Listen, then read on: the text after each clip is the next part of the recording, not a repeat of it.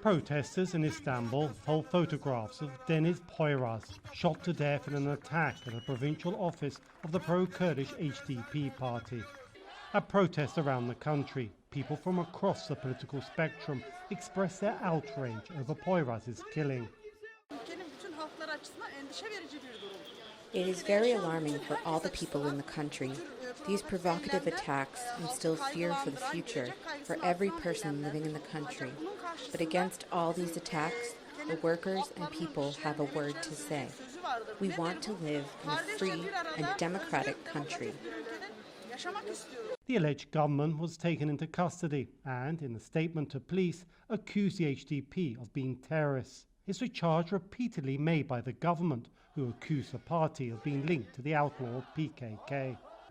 Rhetoric which the HDP says is inciting violence against their party.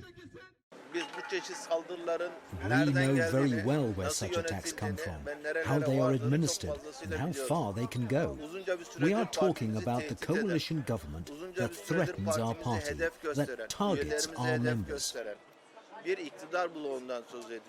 Turkish President Recep Tayyip Erdogan condemned Poyraz's killing 2 days after the attack.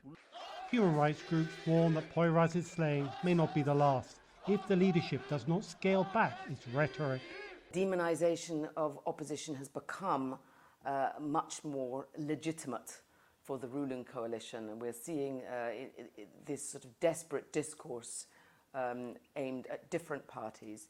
We're on the threshold of a very dangerous period. If this kind of attack starts to repeat itself, if we see other examples of it, and this will happen unless there's a real political will to prevent it. Erdogan and his supporters have used the label of terrorist supporters to describe all the opposition parties. Potential presidential challenger Meral Akşener of the İyi or Good Party was accosted by a government supporter who accused her of terrorism.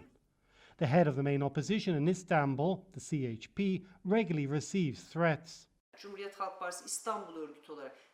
The more we work for our party, the more scared they are, the more they fear, the more they attack. This vicious cycle will break at some point, but not if I feel scared and step back.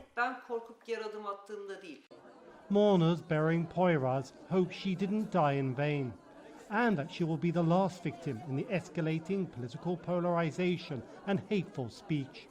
Dorian Jones, for VOA News, Istanbul.